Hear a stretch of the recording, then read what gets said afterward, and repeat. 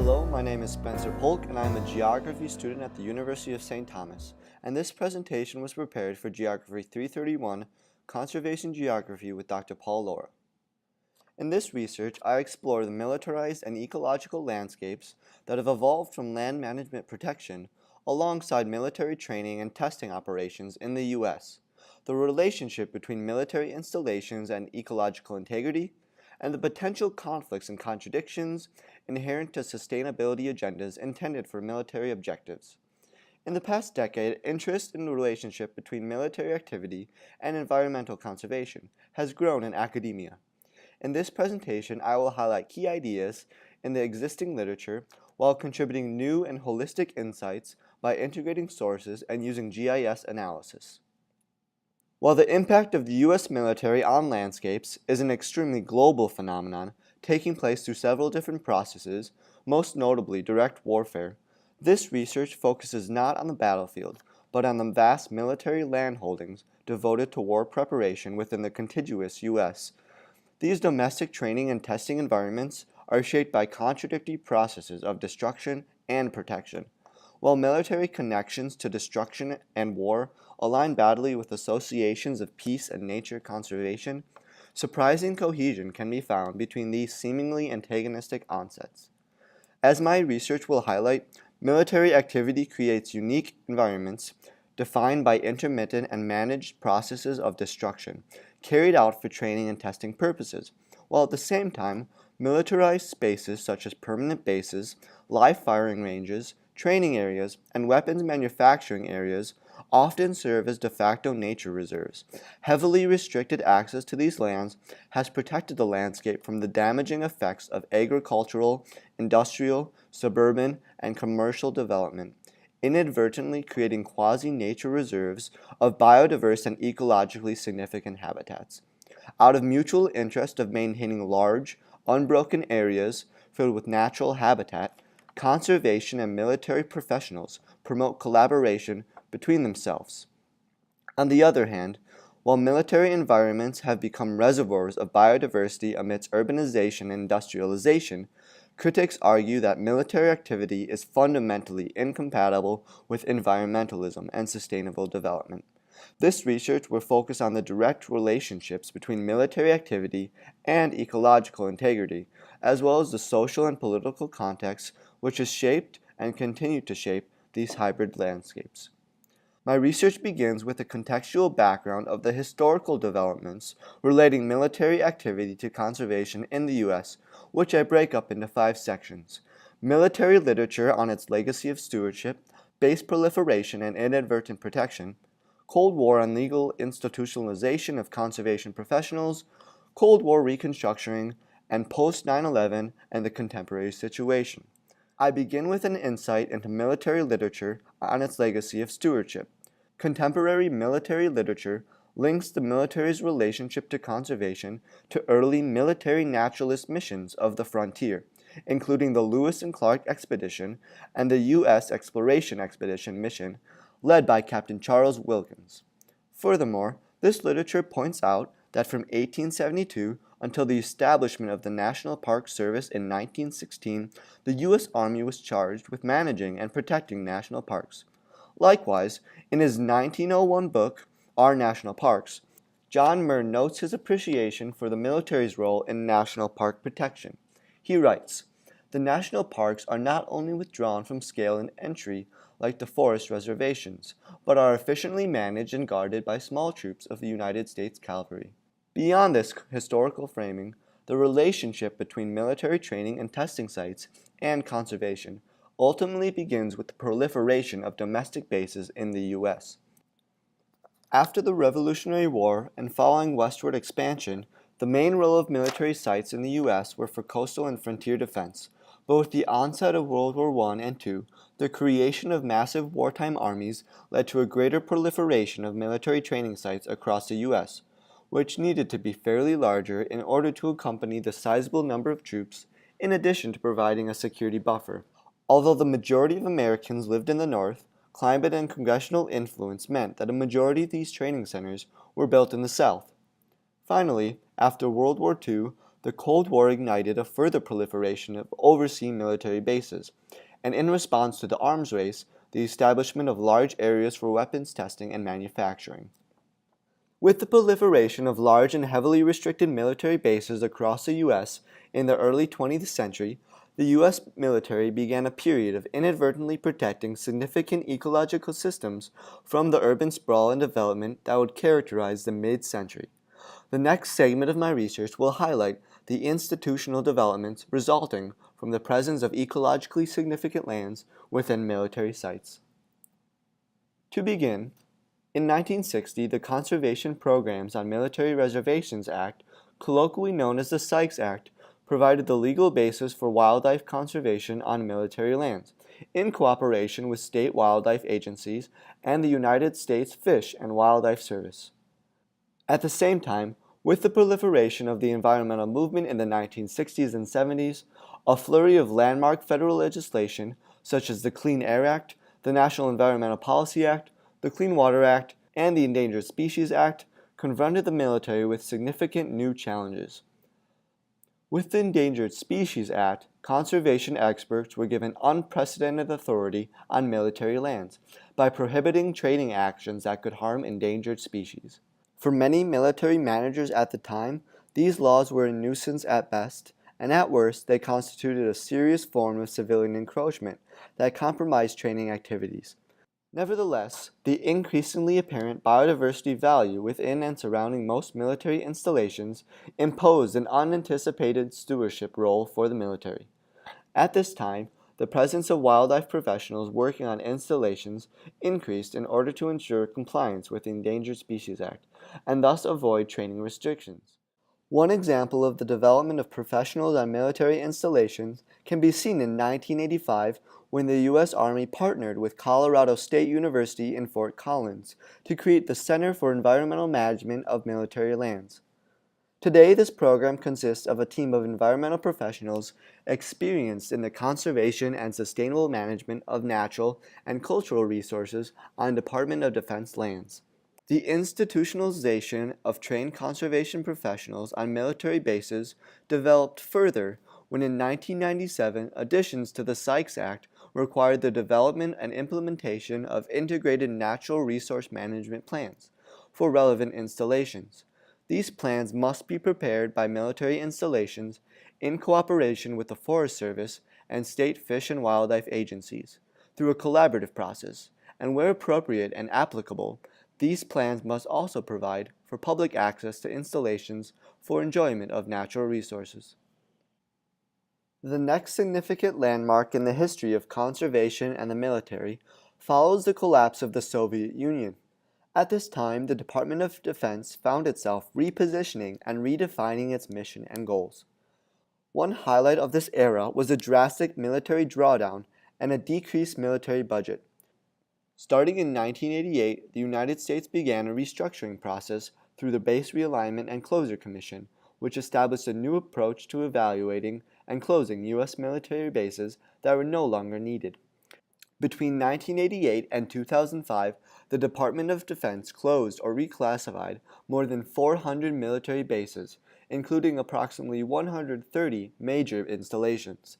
Closed military bases were converted to a variety of new uses, but in part due to chemical hazards, munitions, buildings, or aging infrastructure that remained on site, more than 15% of major U.S. military bases closed at this time were redesignated as national wildlife refuges managed by the U.S. Fish and Wildlife Service. In addition to these transitional developments and military site conversions, the dramatic collapse of the Soviet Union, ending the bipolar global balance of power, created a dilemma for U.S. security narratives. Threats to national security were no longer restricted to state actors.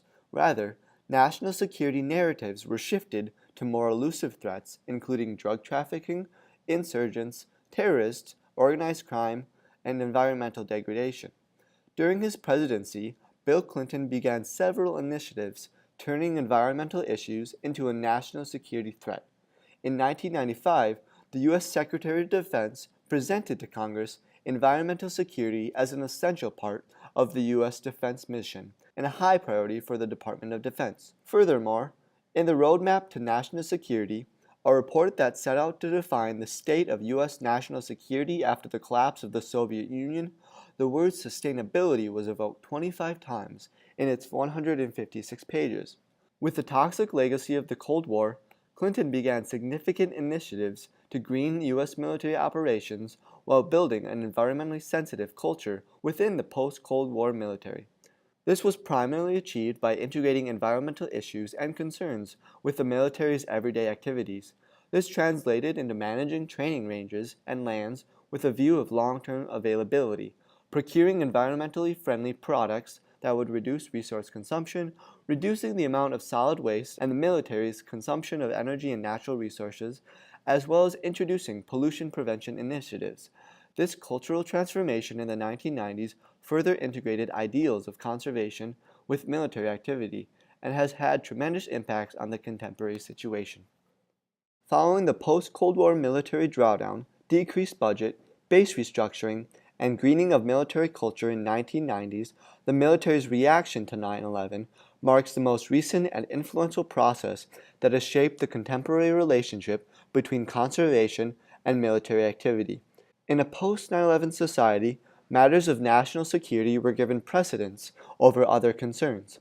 Security narratives allowed the military to gain exemptions from compliance with environmental regulations such as the Endangered Species Act, allowing for training to continue even in situations where endangered species were threatened.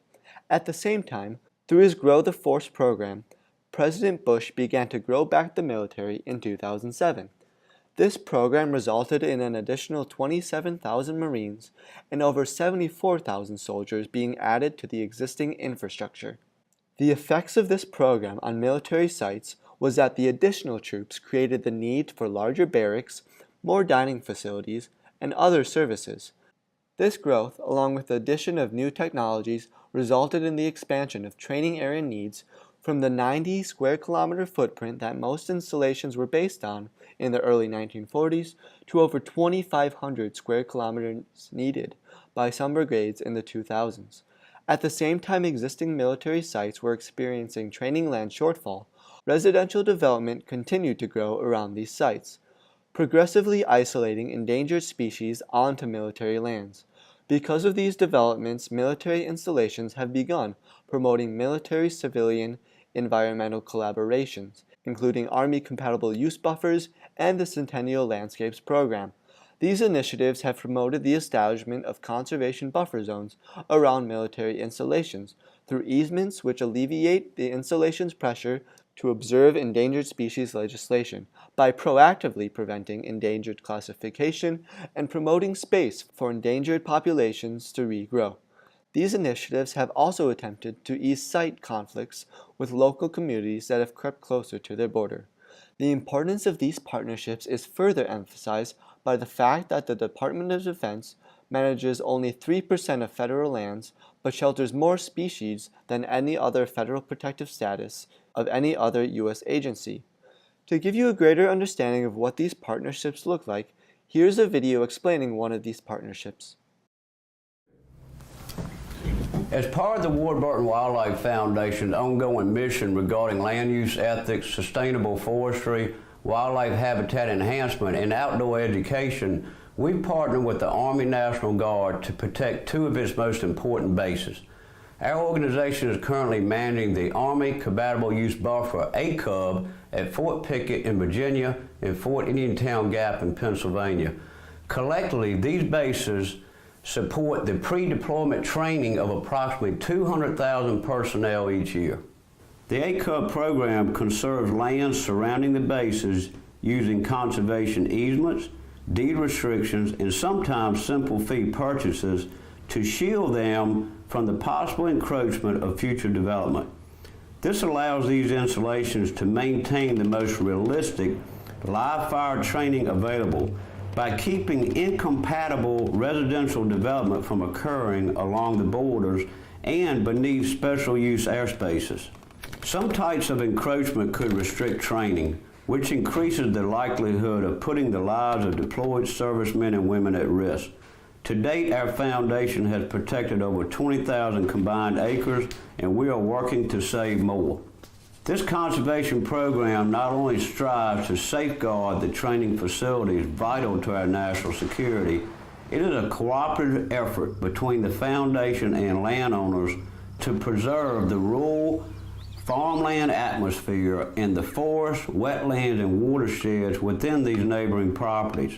The ACUB program is a win-win for our military and landowners trying to retain their rural heritage, the local communities, and of course the natural environment.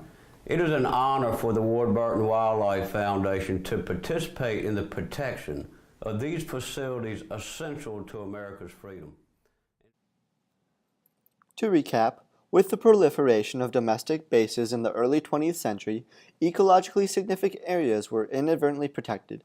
The recognition of ecologically significant lands within these sites and pressure from the environmental movement began the institutionalization of conservation on military lands, and following the Cold War, reconstructing and greening of the military culture further integrated conservation narratives with military activity.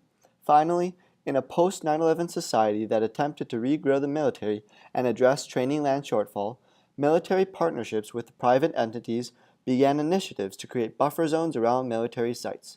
With this historical background, the relationship between conservation and military activity becomes more clear. However, an understanding of the direct effect of military activity on ecology is still needed. Although there is quite a lot of strategic military communication, or PR, framing training and testing sites as important to conservation, there is significant documentation on the negative effects of military activities. During training operations, vehicle exercises can have long-term effects on soil and flora.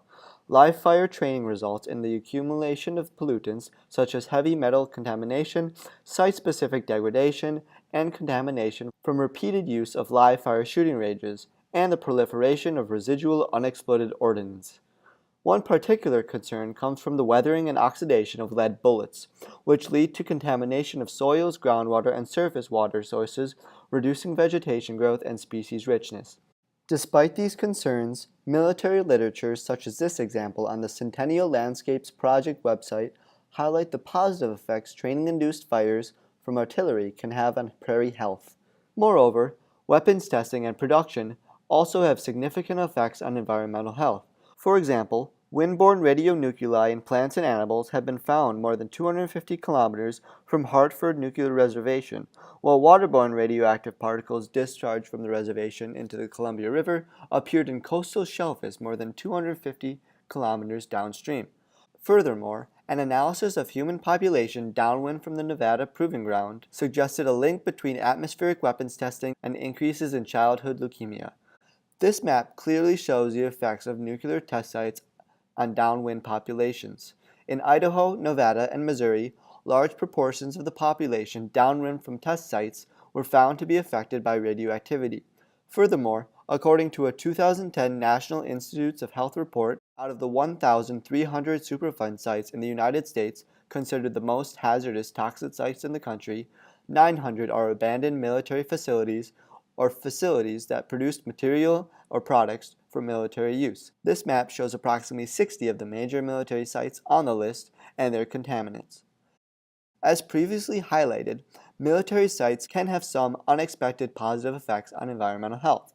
For example, in order to have effective combat training in real-world scenarios, military training sites need to be large and encompass a wide variety of environments and climates. Surprisingly, over 200 federally listed endangered species inhabit military training areas, which is more per area when compared to other federally managed lands in the U.S. While this research focuses on the effects of military preparation, it can also be important to remember these effects in the context of what they are exactly preparing for. Warfare at all scales and through many processes can have significant negative impacts on not only the environment, but on social and economic ecologies. Therefore, it is important to keep the indirect effects of military sites in context. With this comprehensive contextual background on the historical processes and ecological interactions framing the relationship between conservation and military sites, my GIS analysis began with an investigation into contemporary patterns these processes have shaped. To do this, I looked at levels of human modification and biodiversity within military sites. The human modification layer I used came from Dr. David Theobald's research, which took into account levels of urban, agricultural, and resource-related processes. While this layer can show how military sites have kept residential, agricultural, and industrial development at bay, this layer fails to quantify and address levels of military training impacts or effluence. This, of course, will be an area for further research.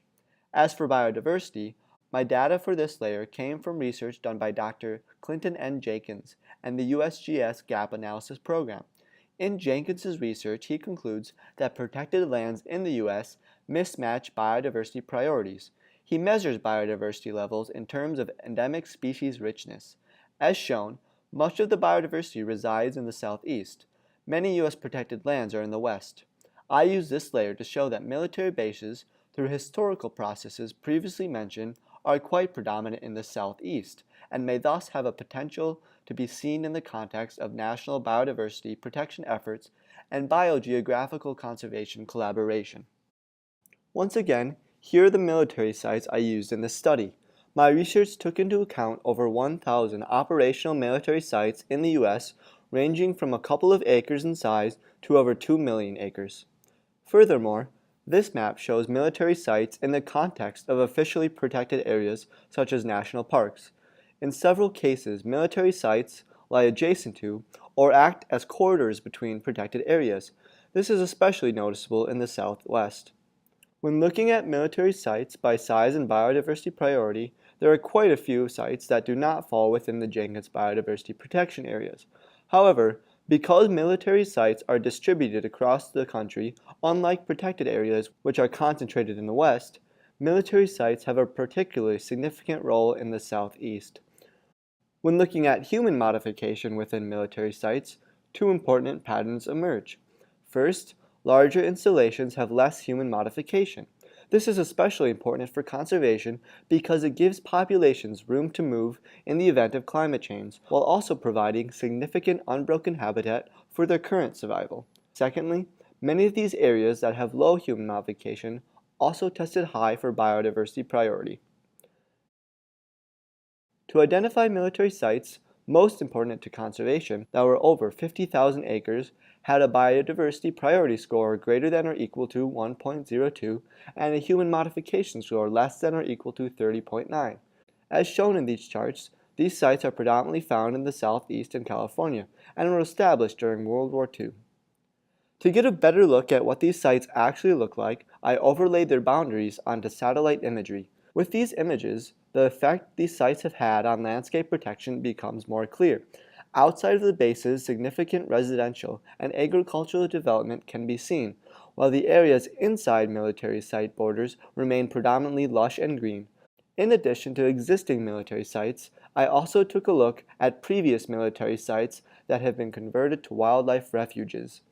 As seen by these satellite images, these sites also exemplify the pattern of ecological protection within military sites.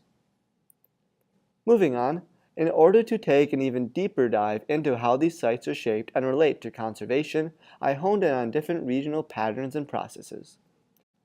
Military sites in the Southeast, as previously highlighted, play an important role in biodiversity protection. The keystone species that dominate conservation priorities in this region are the red-cocketed woodpecker, the gopher tortoise, and the long pine. Furthermore, there is significant regional corridor cooperation as highlighted by the Georgia Centennial landscape. The role of military conservation in the South is so prevalent that North Carolina State University even offers a graduate certificate in military land sustainability.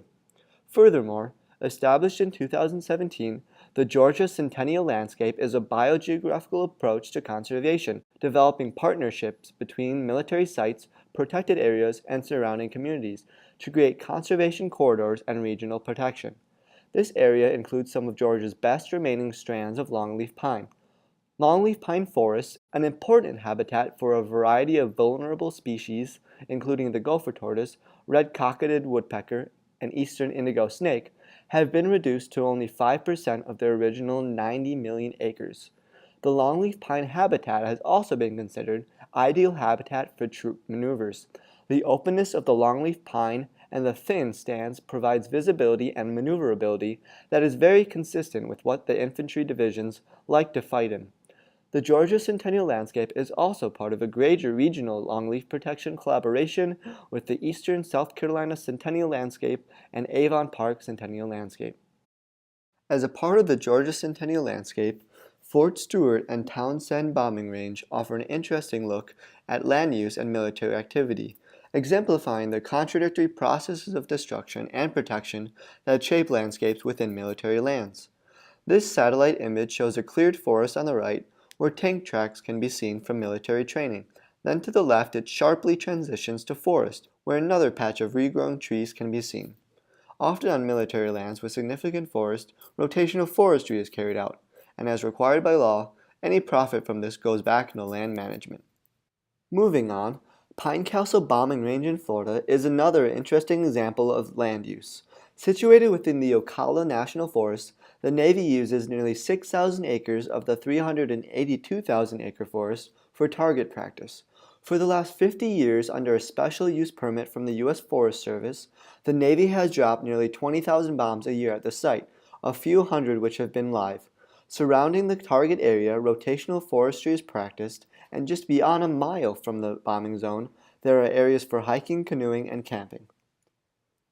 Camp Blanding Joint Training Center is another example of an interesting landscape. The main conservation priorities in this site continue to be the red-cocketed woodpecker, the gopher tortoise, and the longleaf pine. Out of its 73,000 acres, 3,000 comprise the cantonment area, 15,000 acres comprise the artillery impact area, 10,000 acres are leased for sand mining and mineral recovery by the DuPont Corporation, and the remaining 42,000 acres are used for military training, forest operations, wildlife operations, and public recreation opportunities. In the pictures on the right, you can see the burrow of a gopher tortoise amidst the shooting range, and land use change over time, in particular the development of mining in the Northwest. Finally, for the Southwest, I wanted to highlight the Savannah River site. Although this was not a part of my full-scale analysis because it is a Department of Energy facility, it is still one of the strongest examples of contradictory processes of habitat protection and contamination among war preparation sites in the U.S. At almost 200,000 acres, this site can be identified as an island of green in satellite imagery of the continental U.S. However, despite the conservation effects of this site, it is highly protected from commercial, residential, and agricultural access for good reasons. Since 1951, the site has produced nuclear material for national defense. Upon entering the facility, a sign marking the importance of clean energy and environmental stewardship stands proud. However, since 1988, the site has been on the National Superfund priorities list. Approximately 37 million gallons of highly radioactive liquid waste is stored at the site in large underground tanks. As a part of this infrastructure, more than 30,000 containers of transuranic waste and 515 soil, groundwater, and surface water waste units exist in the facility. Not surprisingly, when the Savannah River site is open to hunters several times a year, many of the deer and feral hogs on site test positive for radioactive isotopes and heavy metal contaminants like cesium.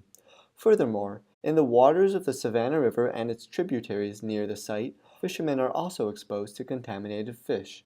Overall, the Savannah River site is a prime example of how, at a national scale, military sites can be seen to have protected large areas of habitat from residential and agricultural development.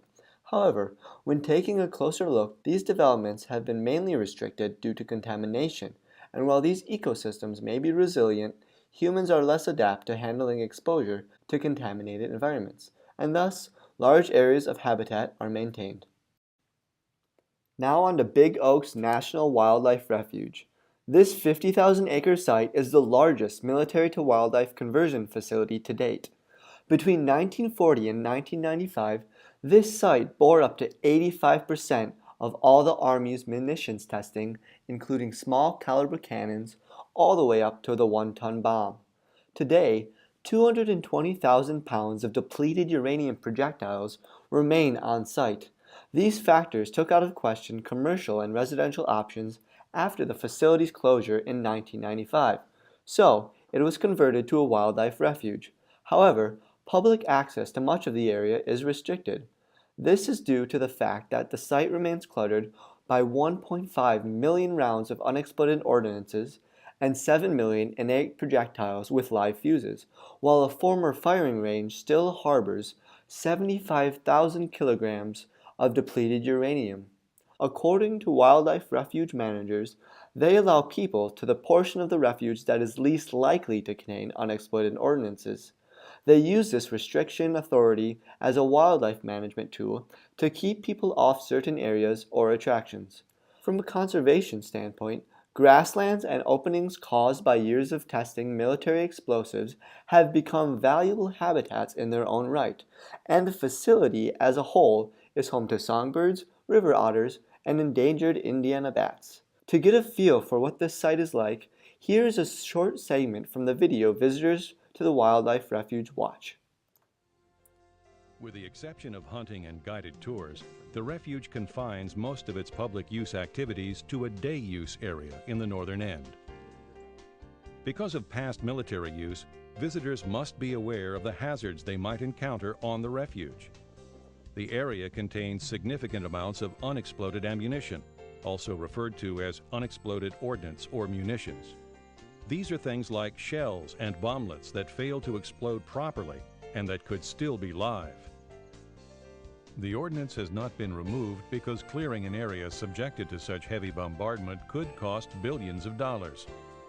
So visitors to Big Oaks National Wildlife Refuge must understand the dangers and take special safety precautions. These are described in the following safety briefing.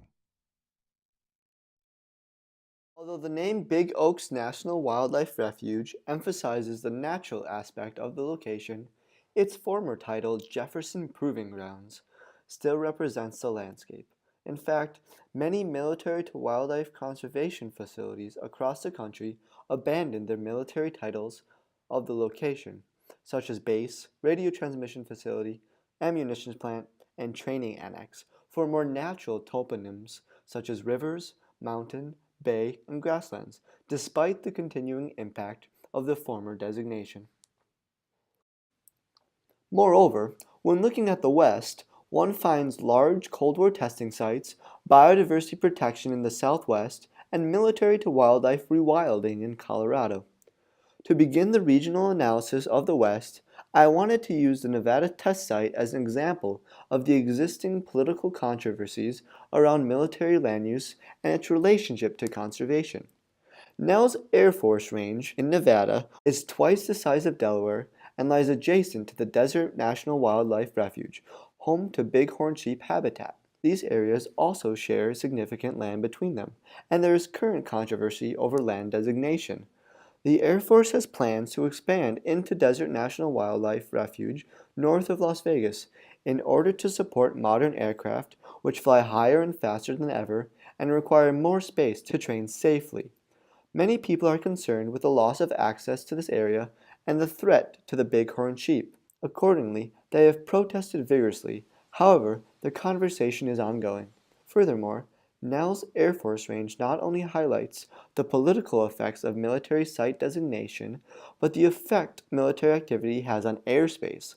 Not only does restricted military access prevent commercial development of the land, but it can also restrict airspace. As seen in the map below, commercial aircraft can be seen navigating around military bases such as Nellis Air Force Range.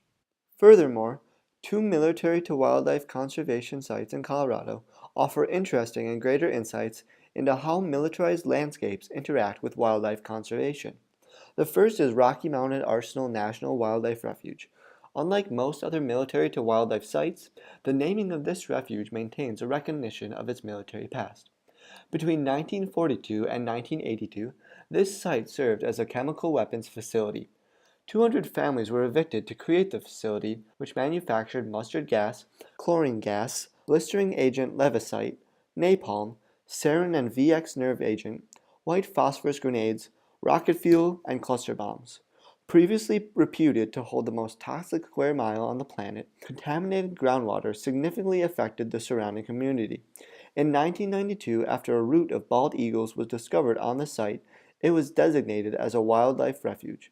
In the mid-1990s, a unique public-private partnership formed among the U.S. Army, the U.S. Fish and Wildlife Service, and Shell Oil Company, who had leased the facility for some time, began 2 decades of remediation and restoration. Today, this area is home to 330 species, including American bison, bald eagles, falcons, burrowing owls, Virginia's hawks, coyotes, badger, mule deer, and black-tailed prairie dogs. Much of this land has been transferred to the U.S. Fish and Wildlife Service. However, some proportions remain too hazardous to ever be released from Army control. On the other side of Denver from Rocky Mountain Arsenal is the Rocky Flats National Wildlife Refuge. Between 1952 and 1989, this site manufactured the plutonium trigger for every weapon in the U.S. nuclear arsenal. In 1989, the site was added to the EPA's Superfund list, and through the Rocky Flats National Wildlife Refuge Act of 2001, the site was established as a National Wildlife Refuge, while cleanup of the site was underway. In May 2007, the site was deleted from the Superfund National Priorities List, and the lands were transferred to the U.S. Fish and Wildlife Service for establishment of the Rocky Flats National Wildlife Refuge. Today, the refuge is home to 250 species, including the threatened Preeble's meadow jumping mouse, and contains the largest remnant of upland tall grass prairie in North America. Finally, when looking at the regional patterns of the Northeast, the most interesting pattern is the prevalence of military-to-wilderness sites. The dynamics of military-to-wilderness sites has been previously addressed in other regions, but what makes the Northeast particularly interesting is the amount of these sites. These sites further reflect the ecological protective effects of military activity. Most of my research thus far has been descriptive analysis of the relationships between conservation and military sites in the U.S. However, in order to have a richer perspective, my conclusions draw upon normative analysis, exploring the values of sustainability and the role of the military. In the past decade, military environmentalism has grown, emphasizing the compatibility of militarism and conservation, and in its most extreme form, has claimed that conservation success in these sites could only have been accomplished thanks to the exclusionary policies of military activity that has kept threats of recreational development and commercial exploitation at bay. In this view, military control and contamination thus represent sources of salvation rather than destruction. The Department of Defense, its service branches, and many of its active installations promote this view that military practices are closely bound to practices of environmental conservation. On the other hand, a more critical framework acknowledges that military activity has served to protect certain ecologically significant habitats, but at the cost of human rights, environmental contamination, and a nuclear arms race. This viewpoint raises concerns about the militarism institutional military environmentalism may serve to obscure or legitimize. This is the view I take, given that the core mission of the U.S. military remains focused upon the lethal application of dominant force worldwide. It would seem wise to examine military claims of environmental, social, and economic sustainability very carefully. When examining the literature criticizing military environmentalism, I came across 5 conflicts with typecasting the military's compatibility with environmental conservation. While military activity has kept certain development at bay, if one reason these areas are left alone by humans is due to contamination, ultimately allowing some wildlife to thrive, this is a flawed perspective. Secondly, there is a fundamental disconnect between underlying purposes to which military installations and wildlife sanctuaries are directed, and if one takes the view of Gandhian ethics, means rather than ends provide the standard of morality. Even if war preparation, the means, has resulted in environmental protection, the ends, the resulting landscape will have been created based on violence. Critical literature highlights that military landscapes are not simply collections of physical attributes, gopher tortoises there, longleaf pines over there, but are embedded in the politics and value systems built into them. The unsustainable paradigm of military environmentalism is highlighted by this quote by a wildlife manager at Big Oaks National Wildlife Refuge. They say, "If you want to let wildlife thrive, place unexploded ordnances in the ground and people will stay away." Is this a vision of conservation we want to promote? Imagine if all national parks were embedded with unexploded ordinances. Wildlife would surely thrive because humans would stay away. But what value does this serve? A third critique of typecasting the military's compatibility with environmental conservation is that it avoids and neutralizes public criticism of military landscapes and deflects criticism of environmentally unfriendly military practices by using conservationist narratives. It is no secret that military activities and war devastate societies, economies, and environments. However, discourses of nature conservation have been deployed to justify military presence in landscapes while legitimizing its activity, ultimately feeding into militarism, an ideology which prioritizes military force as a necessary solution and resolver of conflicts. By embracing the effectiveness of military sites in promoting wildlife and environmental attributes, we may implicitly also embrace military activity on other fronts that do not align with holistic ideals of economic, social, and environmental sustainability. A primary example of this phenomenon is the U.S. Pacific Remote Islands Marine National Monument. Designated for protection in 2009 by outgoing President George W. Bush, and then expanded fourfold in size by President Barack Obama in 2004. This monument is larger than the area of Germany, France, and the United Kingdom combined. At first glance, this designation can be seen as a win for conservation. However, this conservation success is the result of the military's legacy of contamination. Critics have argued that George W. Bush used the marine designation to add an environmentalist spin to the U.S.'s permanent claim on these territories and to obscure negative aspects of U.S. bases in the Asia-Pacific. The Johnson Atoll, for example, had a particularly rough year in 1962 when a nuclear-armed rocket misfired, scattering plutonium contamination chunks of the missile and its 1.4 megaton warhead across the island and nearby marine areas. The next month, another nuclear-armed missile misfired, causing severe plutonium contamination and a fire that burned across the island. In October 1962, a third nuclear test had to be aborted, again littering the atoll.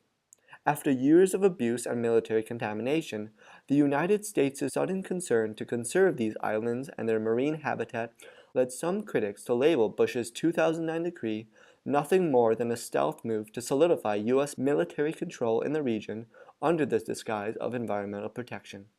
As unambiguously highlighted in this document from the Federal Facilities Environmental Journal entitled How to Succeed in Winning and Maintaining Public Support for Military Testing and Training in the U.S., the military's use of sustainability narratives to attract funding and public support is transparently presented as a strategy to maintain military activity. A fourth critique of military environmentalism is the instrumentalism embedded in its thinking. It is clear that conservation on military sites is not done by the good graces of the military, but as a result of lawsuits that would follow should they fail to comply with environmental laws. This instrumentalism undermines the true structural and societal change required for sustainability. An example of this instrumentalism is highlighted by this document laying out why biodiversity is important to the military's mission. Although it does recognize the importance of biodiversity to quality of life, the four other justifications for biodiversity protection include avoiding legal concerns, saving money, the facilitation of military activity, and the promotion of a positive community image. The final critique of military environmentalism is its technocratic nature. Critics discredit the idea that the military can coexist with environmental conservation and sustainability by simply making its training facilities more energy efficient, improving remediation technologies and procedures for contamination cleanup, or by improving land management techniques to accompany military activity.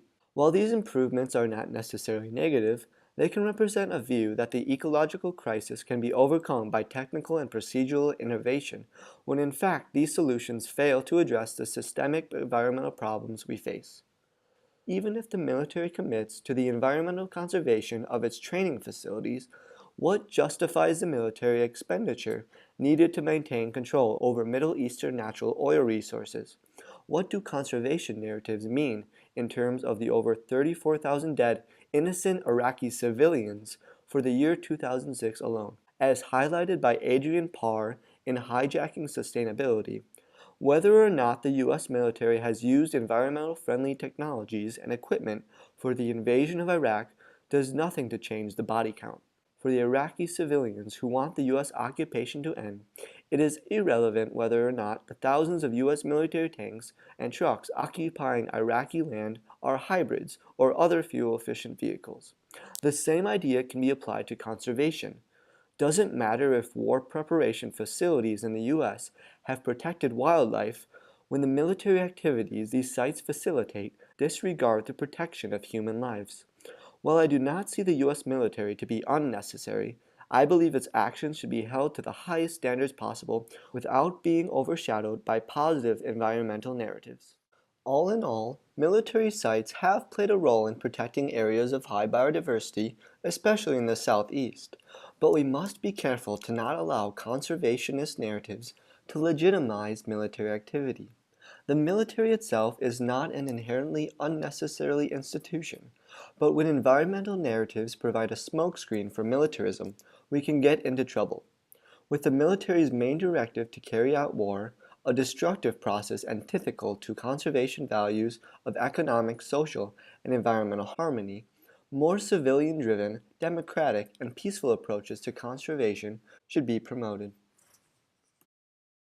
Although this research was quite extensive, I think new insights could be developed by looking at the effective military control beyond their borders and their impact on the surrounding non-military landscapes.